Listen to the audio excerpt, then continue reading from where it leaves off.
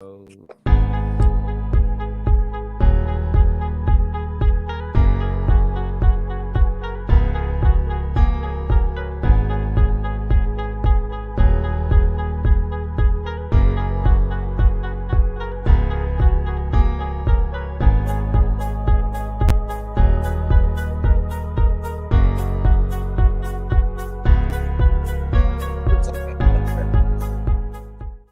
on the mic. No. All right, what's going on, guys? Nothing much. How about you? Oh, not a ton, man.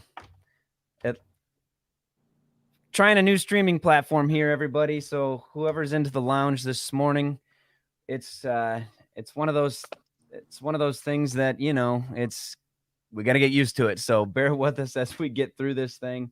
But I thank you for jumping into the lounge with us again. If you're new to the lounge, my name is Tyler.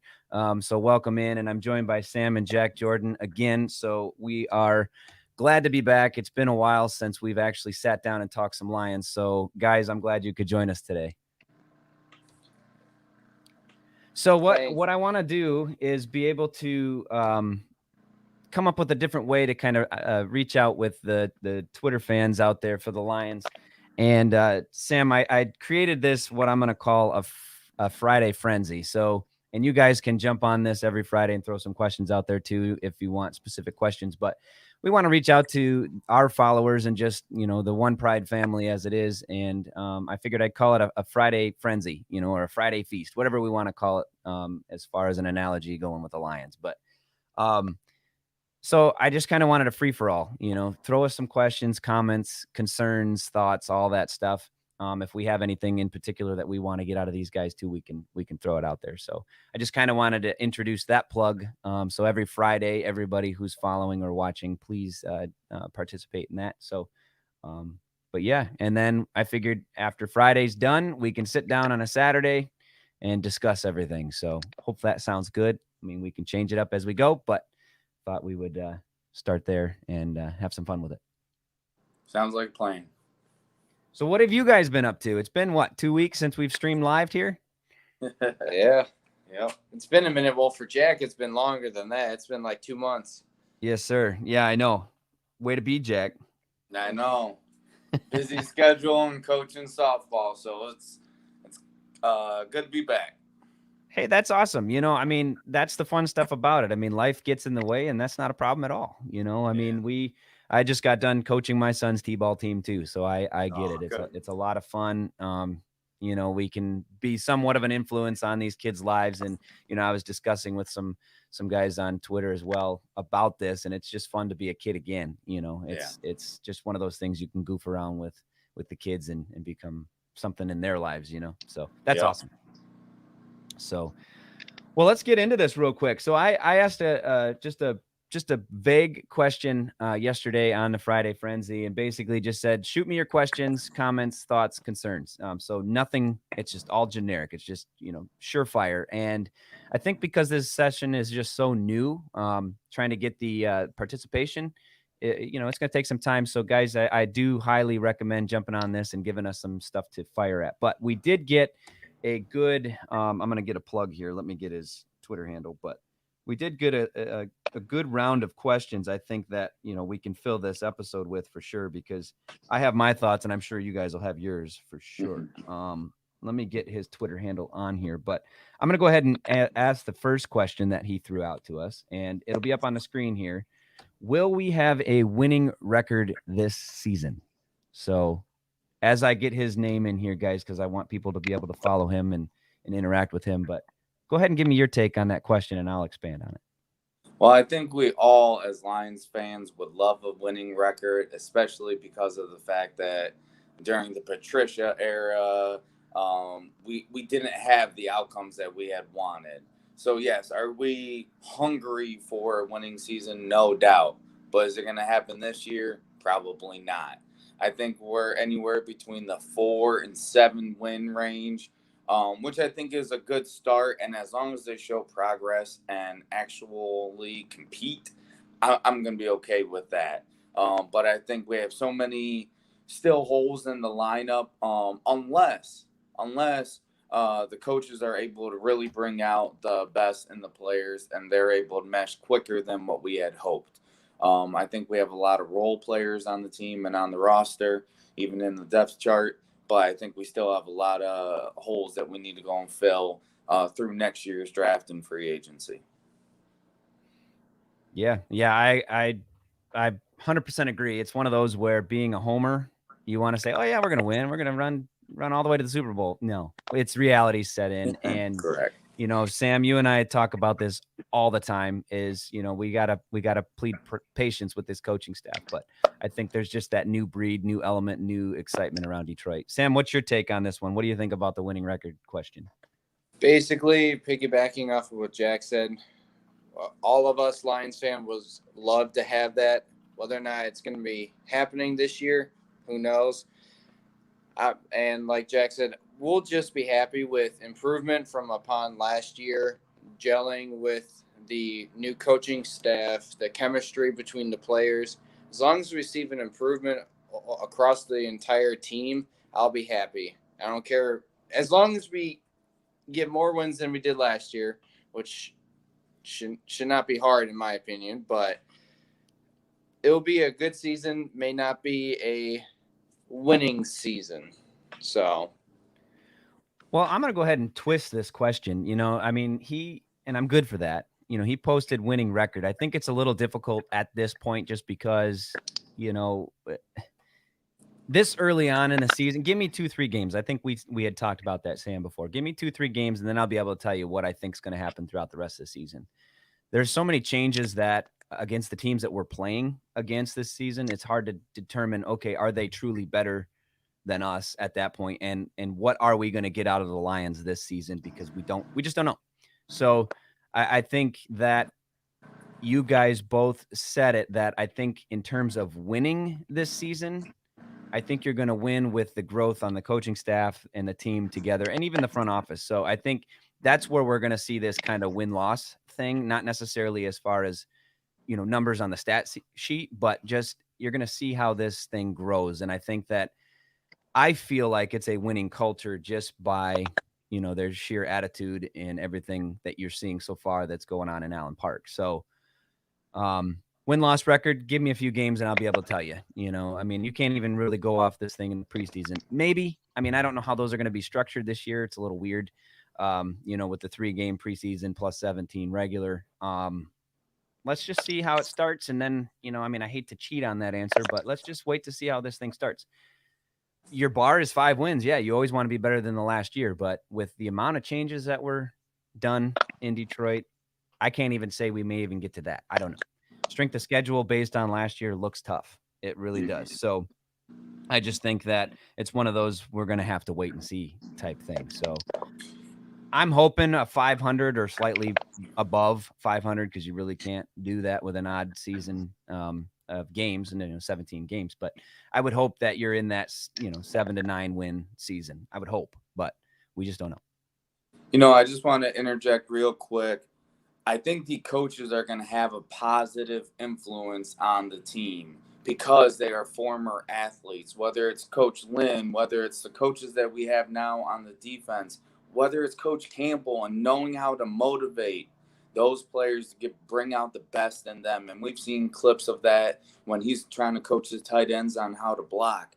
I think our strongest suit is going to be the offensive line, but can we motivate the players enough to be able to bring out the defensive side of the ball as well? And I think Romeo Okwara has already commented on the coaching, Jared Goff as well. Just being able to say, hey, you will start off with a clean slate. You have a new coach. We're going to run the ball better. We're going to protect you more. Let's just start over and be able to go and say, hey, you know what? I am a good quarterback. Let's see what we can do. Well, yeah. And go back to you coaching kids. Just getting that sort of, that positive vibe, things like that.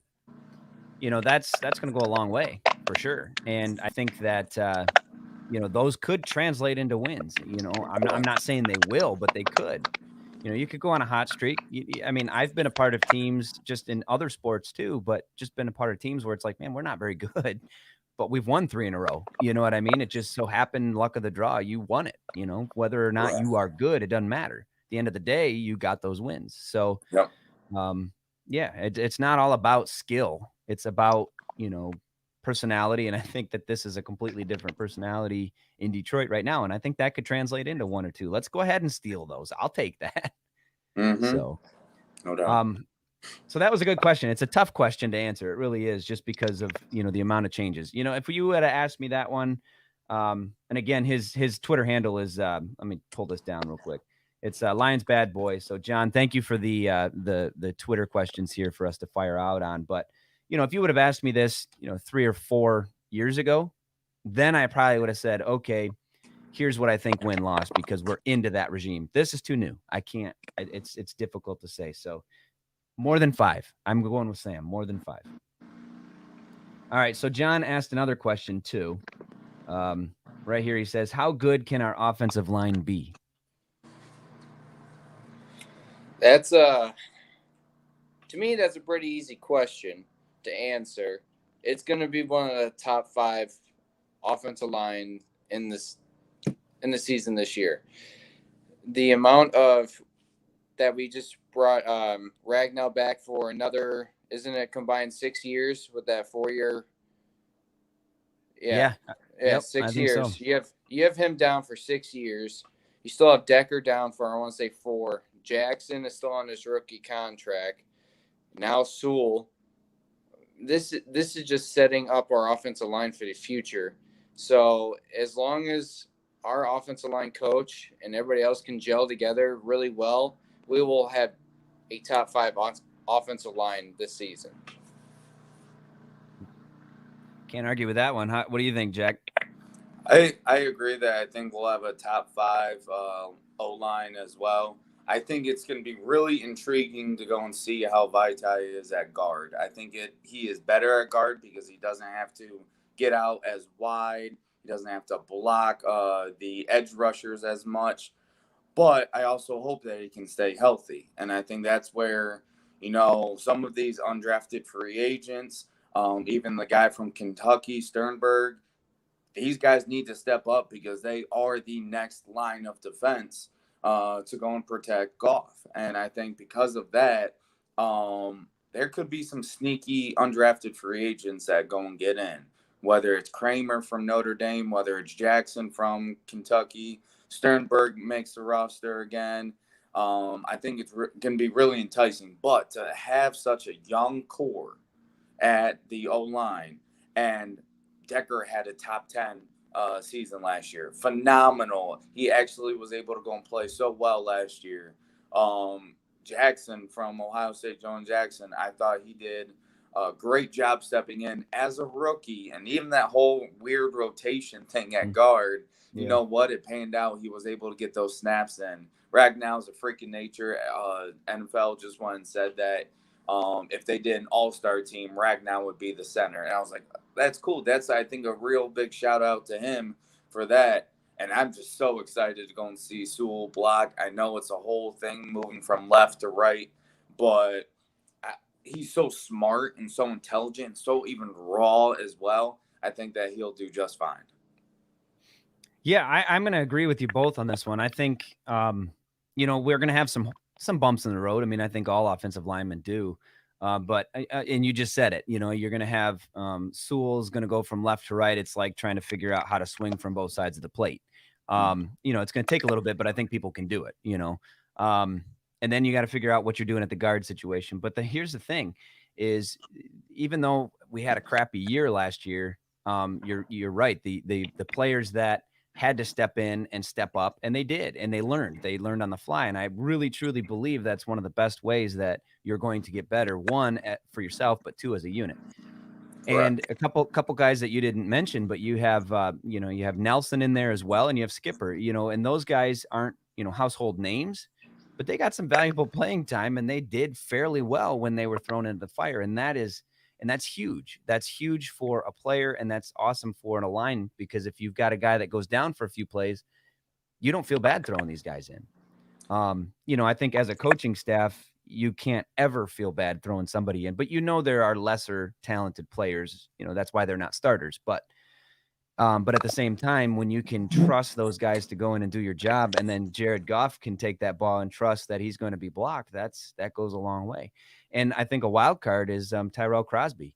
I think he is such an awesome sixth man off the bench type guy that can go in there and actually do some things. So I really do hope that there's a way that we can get that guy on the field as well, because he did very, very well filling in on that right side. So again, it's going to take a few games, but yeah, I think, by midseason, this is a top 5 unit, and Goff is going to thrive because of it. And I think that, the running game is going to be fantastic. Yeah, I'm glad you mentioned Crosby, because when you were talking, I'm thinking he's the only one that we haven't mentioned yet is Crosby. I'm a fan of Crosby, Oh, for sure. I've liked him ever since he came to the Lions. The biggest thing is, he's on the last year, I believe, of his rookie contract. So with that being said, are they going to re-sign him? Do they see him for the future? Or do they think, hey, we could get another draft pick that could be another role player? I mean, I like what he's doing, but you just said it. You got Nelson and Skipper that are still there. I think Nelson is the better athlete. He was able to step in multiple times last year, and he used to play defense for Iowa. I was going to say they threw them out in goal line situations a few times last year too. Yes. So the fact that he knows the defensive side of the ball, then became an offensive tackle for the Lions and in the NFL.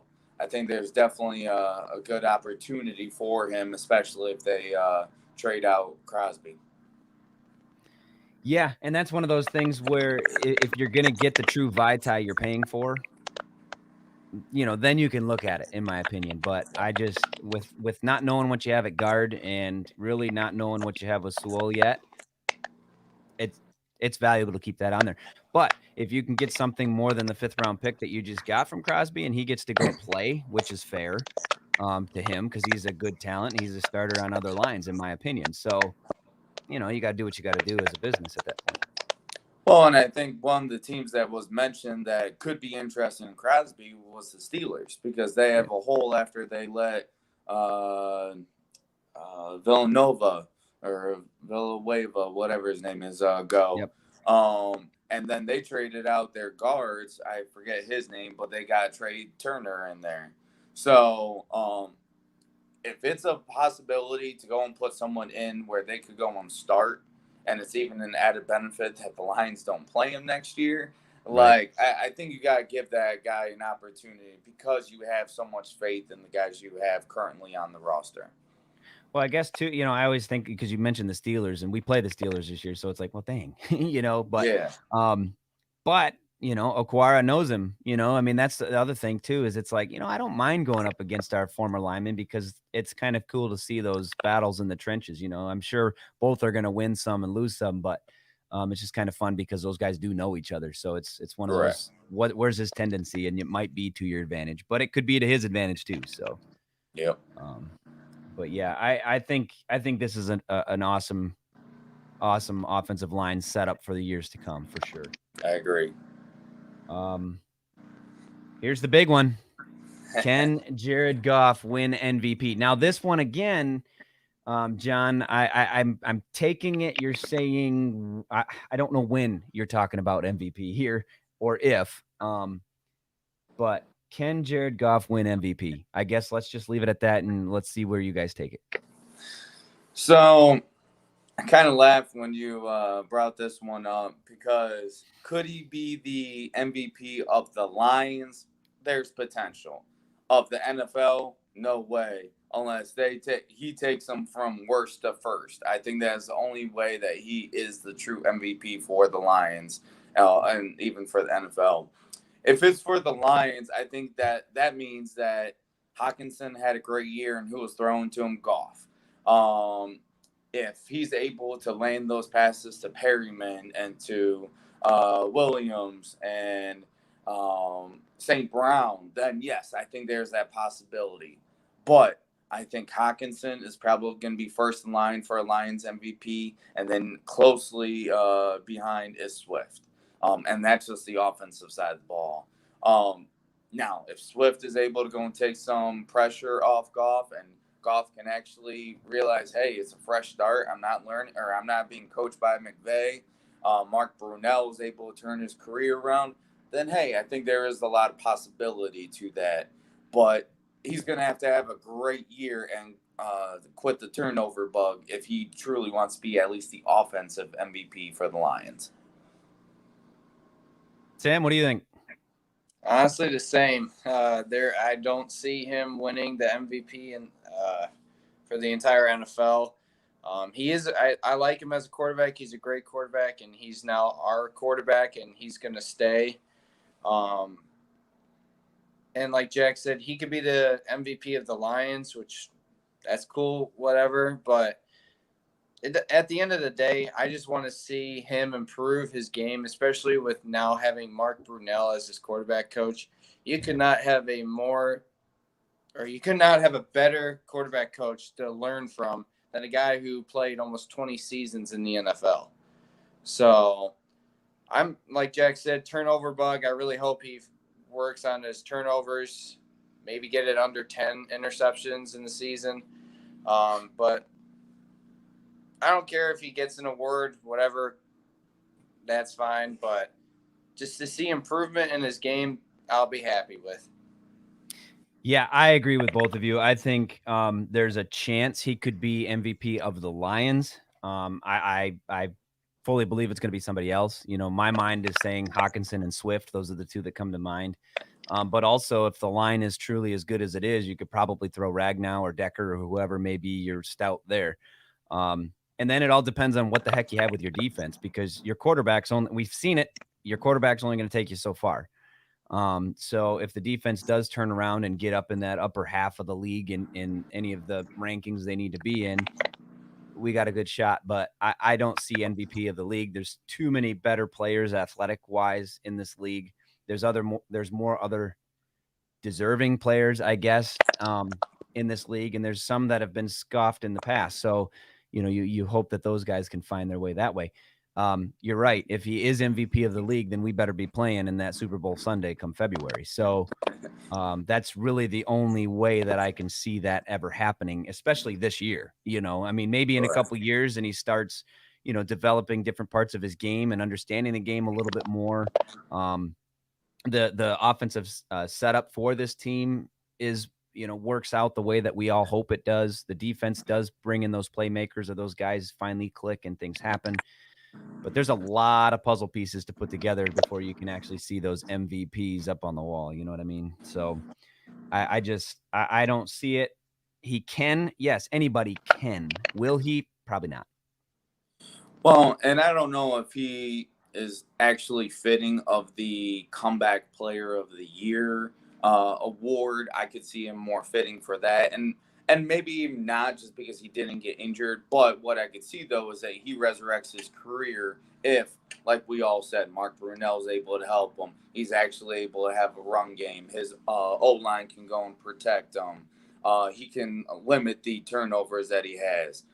He doesn't have a number one wide receiver.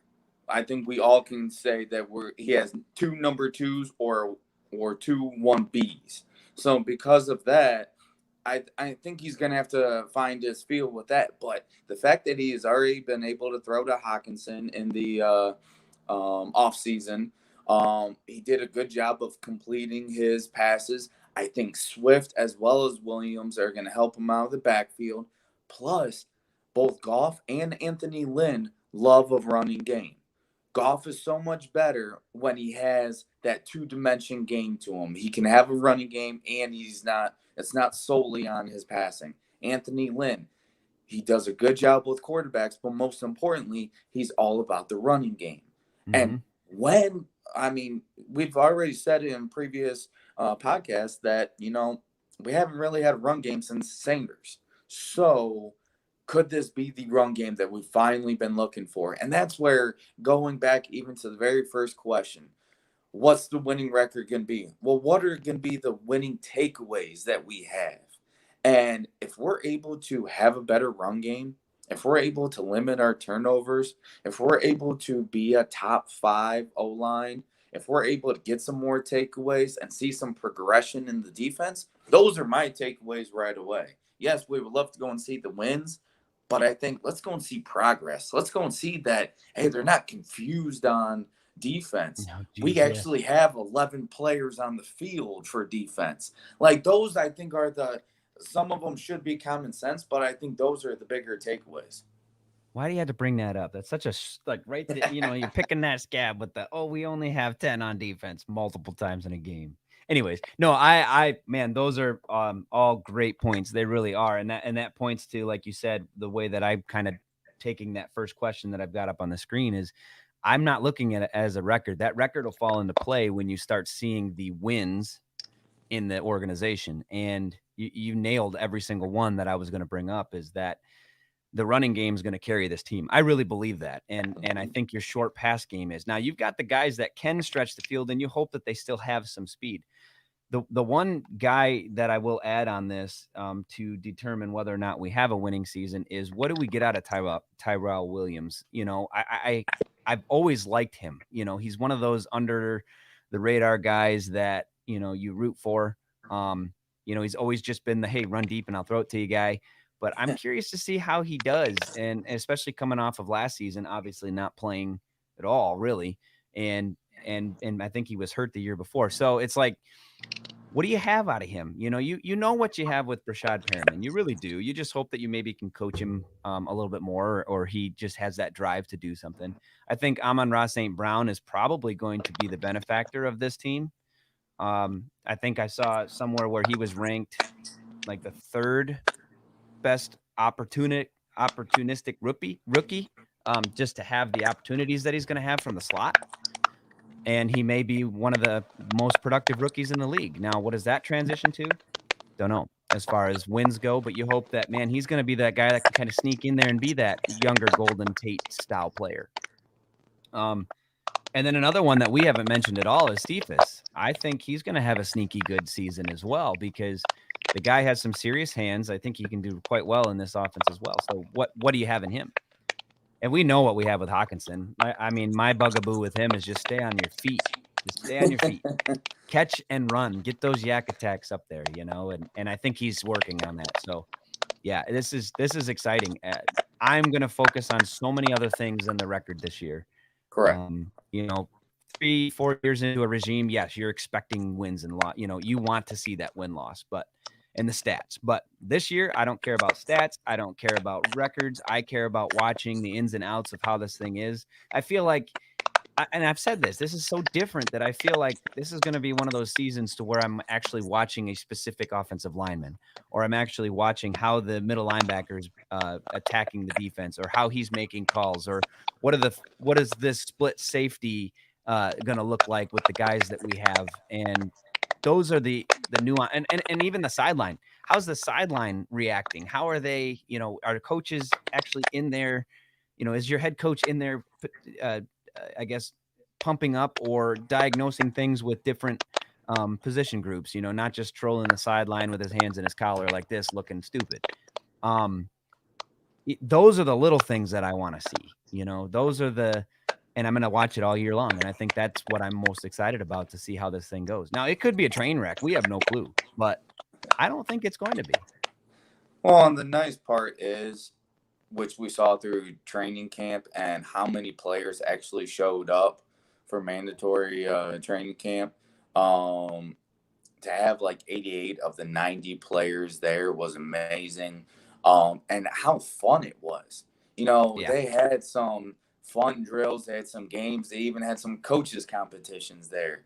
And you know what? It's nice to go and see them having fun again. Yes, it is a business. Yes, it is a job. But why can't you have some fun with it as well? And so that's why I'm excited about it. There's an article recently about Detroit sports in general, and how the entire city and all 4 sports are in a rebuild, and who's going to be the fastest one to go and come back to reality. And you know what? Each of them are doing it the right way. And especially for the Lions, you know what? they're going to compete. They have the right coaches in place. But then now it's going to be, hey, let's go and get some more players. And let's get some more players. But until then, they're not going to make that excuse. They're going to put in the work, time, and effort to go and do it. So that's what I'm most excited about. Yeah, absolutely. Anything you want to add, Sam? No, you guys basically said everything. You took it all from my mind. So you can jump in whenever you want to. Just tell us to shut up. No, that's awesome. But no, Jack, you brought this up again. And I know they're completely different sports, but you look at the city of Detroit now. People from Detroit are gonna feel that vibe a little bit differently than say I would, being in the middle of the state, but understanding what that city goes through or has gone through over the years that I've been affiliated with all Detroit sports and stuff, and actually being in Detroit, it's amazing to watch this, I guess, vibe or aura around the city just change completely. The 4 major sports that are there have gone through some drastic changes. Now, I think there's still some disagreements on certain levels of organizations, I think, namely the Tigers. I'm not going to go too far with that, but with AJ Hinch has done wonders with, and I don't want to segue too far, but done wonders with the roster that he has. Nothing against Gardy last year. I mean, I like Gardy, I do, but the way that he's managing the game is completely different, and it's a player's mindset. So, AJ Hinch played years in the league. You've got Stevie Y played years in his league, and you have Dan Campbell who played years in his league, plus all of his coaches who did too. So you can already see how the mindset changes from one person who's brought up through the coaching ranks or one that jumped in from a player's mindset. And I'm not saying that that's the way that everything's going to go, but you start looking around the coaches of every league that's in the major sports, they're going that way. I mean, look at our boy Chauncey Billups. He's got an opportunity now to run with it. I think he's with the Blazers now. Mm-hmm.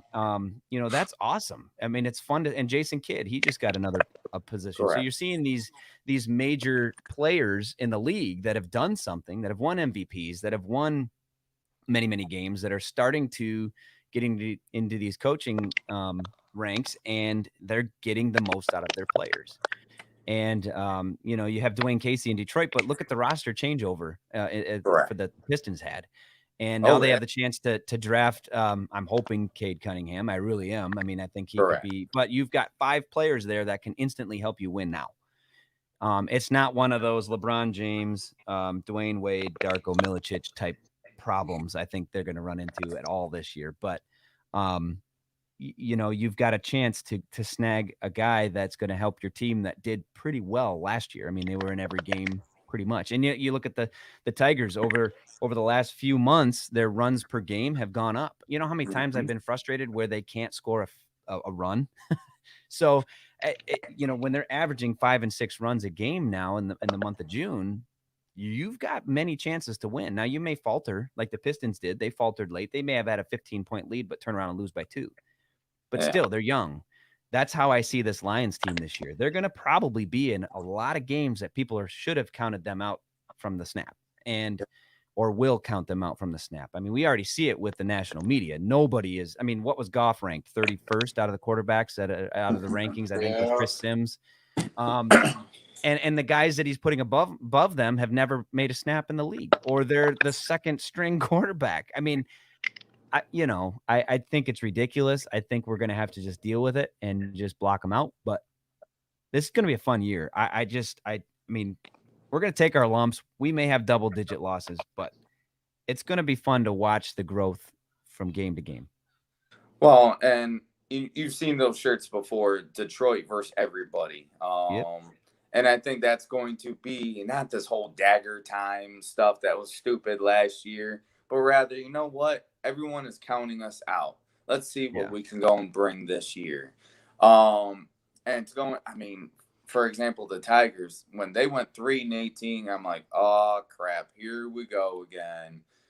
Like the water boy, we stuck again. And it's like, and then to go and see, hey, you know what? They put their heads down, put in the work. They have a young core overall, and a couple of veterans here or there to go and help them out. And they've come a long way from the Dave Dombrowski years of let's trade our future to win now.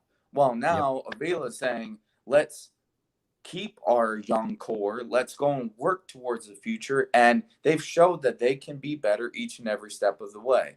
The Pistons, like you said, I mean, they have the potential to draft a game changer at the first pick. And you already have a young core. The coach Casey is phenomenal. They're going to be going in the right direction. And same thing with Steve Eiserman. I mean, you know what? He's developing those younger players, and he's Yes. finding those diamonds in the rough to be able to get them ready to go. So I think all four of them are doing the same thing, just a little bit different. But I think to have those former players that are now coaches, I think is so critical in being able to have, hey, you know what? I'm speaking from experience, not just saying it because I'm the head coach. Oh yeah, and I go back to the days of when the Lions were sneaking into the playoffs, you know, and then you had the Tigers in the playoffs too, and you had two playoff atmospheres in the same day. You know, you had Correct. a game early on, and then you had the night games with the Tigers, and just that vibe of the city. I've been in those stadiums; they are flipping loud, and when you have a dual game or like a double header, Tigers Lions or whatever it may be, set up.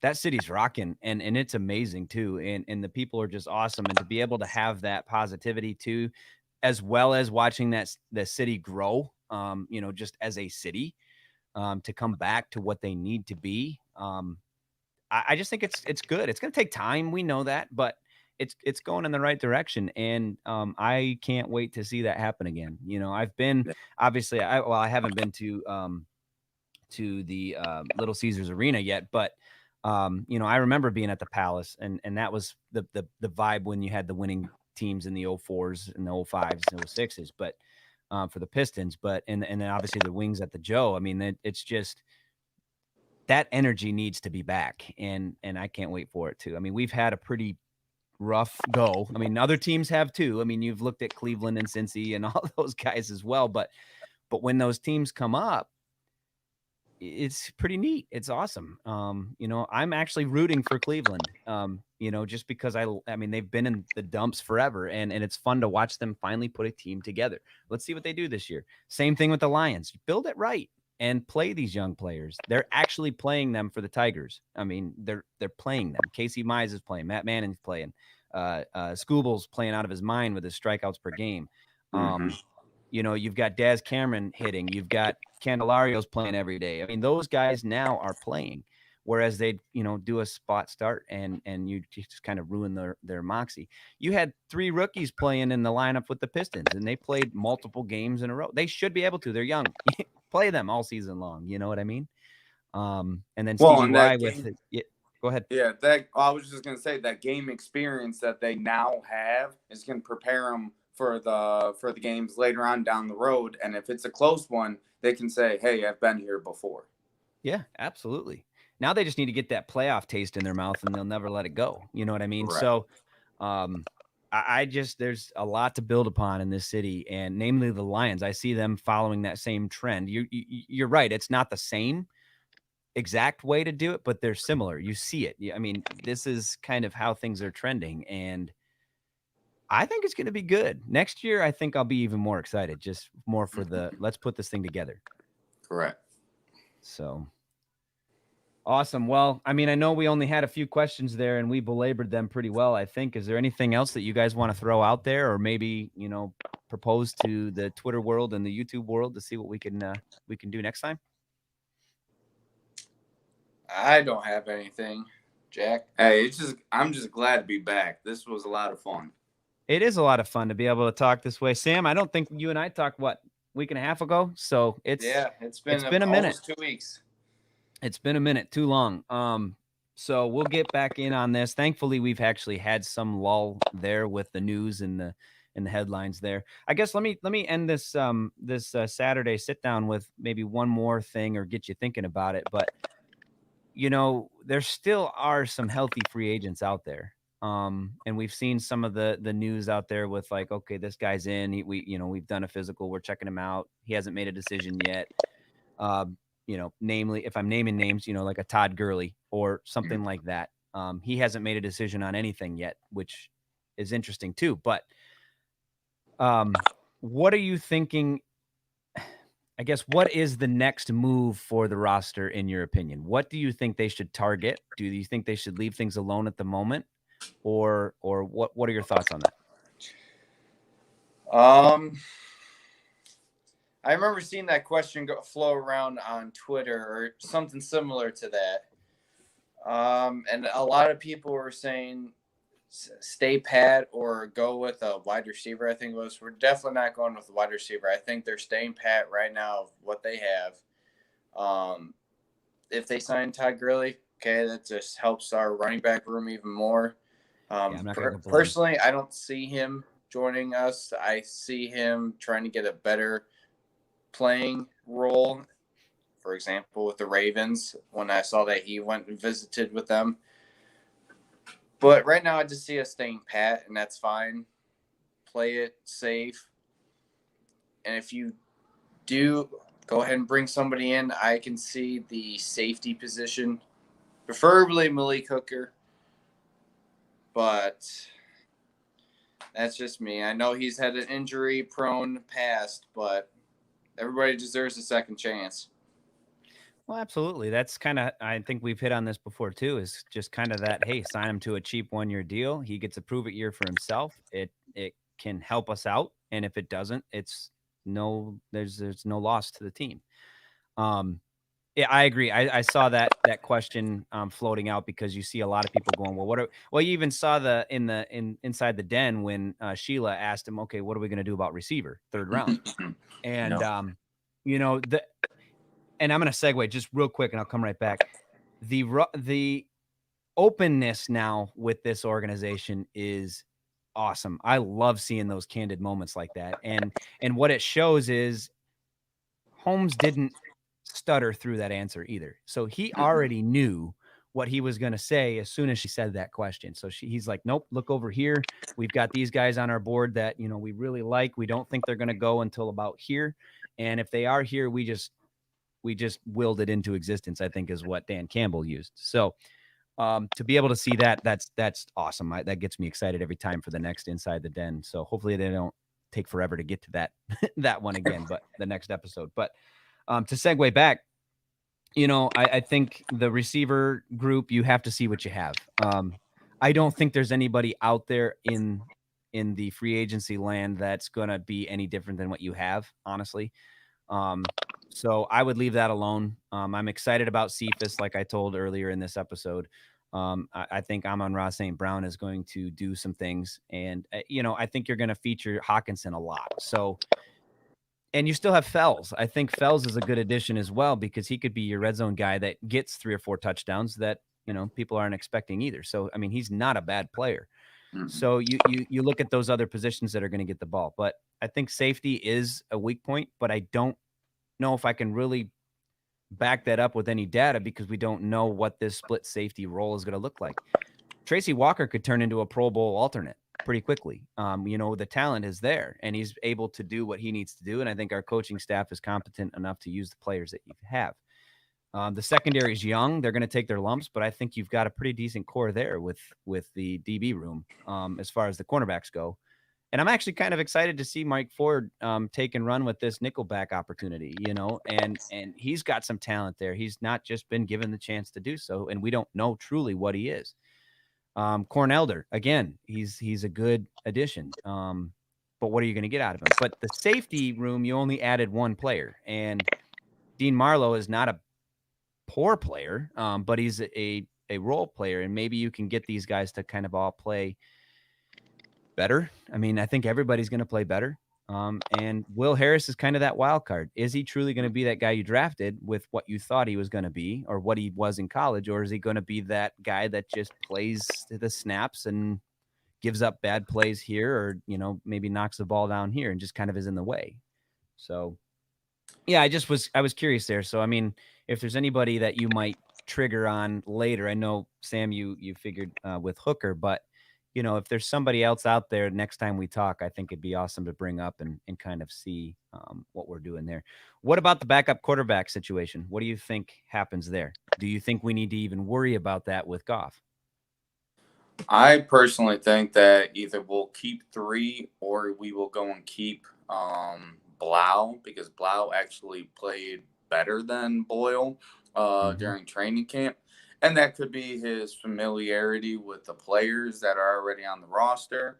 But I also think, once again, when you have younger players go and get that experience, especially 2 years ago when Stafford was getting hurt left and right and was out the last 8 games, he got his fair share of snaps. So I think he has enough game reps to know, hey, this is what to expect and all this and that. It's going to be interesting. I do like your previous question about players to look for, because I do agree with Sam about Hooker at safety. I think DB, I think we're set, but I think Dunbar is really going to have an important role as a veteran player to say, hey, this is how we got to do it. This is what we got to look for, certain things like that. Maybe we find a linebacker that would be intriguing at least to go and look at, just because of the fact that, we have a different matchup now with having Arquara as well as Flowers be an outside linebacker. That changes things a little bit. And really only having 2 middle linebackers in on a play, obviously it's going to be Collins. Is it going to be Anzalone? Is it going to be Barnes? I mean, we got some interesting pieces there. I would love for them to upgrade the wide receivers, but once again, it's a prove it deal type of thing. Golden Tate is always a fan favorite of ours.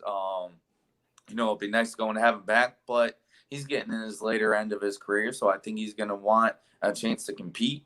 And then the other one that someone just floated out recently was Dez Bryant. Now, Dez is coming off injury and then the whole COVID thing. So he's like, yeah, I'm out. I don't want to be a part of this. Culture wise, I don't know if he fits or if he will clash. And we don't want someone who's going to clash this early on in Campbell's career. Well, and then you sign those guys that have injury issues, have, I don't know if it's necessarily character issues, but have those outburst moments. Why am I not getting the ball? Cry, that sort of stuff. But I think signing those type of veterans like a Todd Gurley does get in the way of playing a Jamal Williams and seeing what you have, or takes snaps away from certain players that that game experience really helps out. That's why I'm thinking, man, I should just look at the contracts for next year, who's coming out and what type of class is coming out. I mean, this year, I think any receiver you selected in the draft, you were going to come up with somebody who's going to help you out. So, and we know that. We've even seen it in the undrafted free agency. I was a little bummed that Jonathan Adams was released, but, we'll see what happens throughout the season, because I was intrigued by his style of play. Now, he did have a lot of drops, so maybe that played into it too. But Sage Surratt could be a wild card in this group as well. And then you still have Steady Kennedy. I mean, that guy, he's kind of your Billingsley now. He's always on the practice field. He never goes away. And he may have a role in this too. And I think the players the coaches that we have that were former players, they see those things a little bit better than what, let's say, a coach that comes up from the coaching ranks will see. They just feel for those players a little bit more. They understand that they're working their tails off to even stay where they're at. So they get those chances, I think will be more often this year. And Victor Bolden, even, who came onto the scene. I mean, he's been around the team for the past, I think, 2 years, but he's never really made a name for himself. Well, who was that guy that we cut him, he went to the Eagles and he shot off? Fulgham. So that's like, hey, you know what? I think anything is possible. And once again, you're going to put some added emphasis on those players that, put their head down and go to work. And I think he could be one of those that sneaks onto the roster, because he's got one job. He's going to go to work. He's going to put the effort in. And, hey, maybe we can get some extra coaching and he could be a steal later on.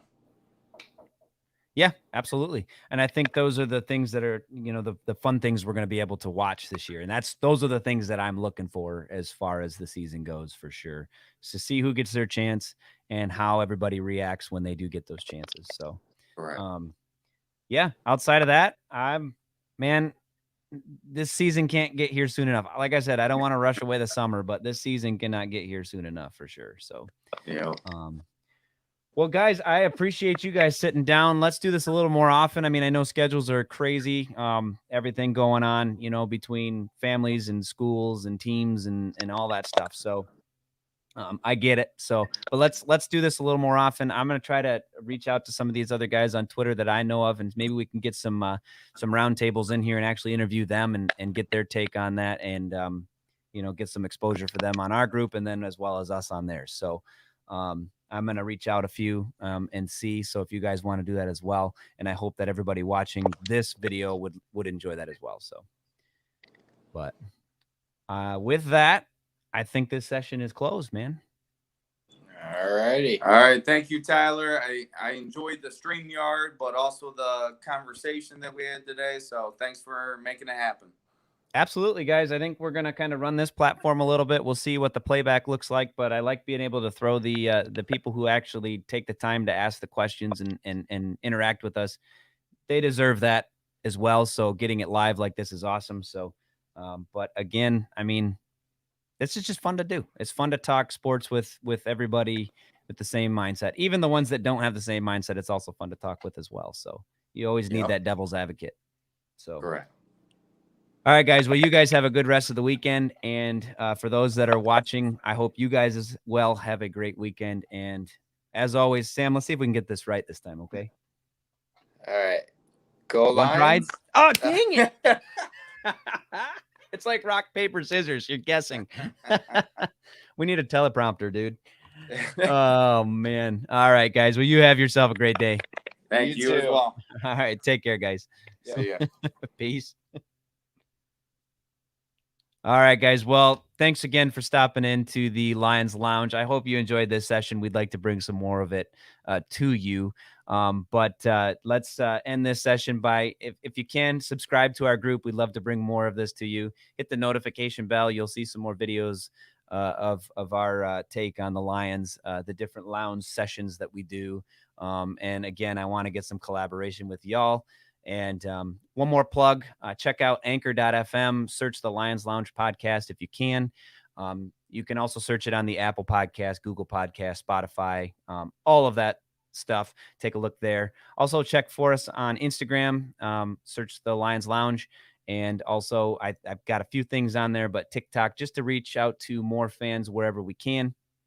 And, if we missed on anything that you guys want to check out, put them in the comments below, and we will try to reach out to you and get our takes on there, or at least get you on the next show.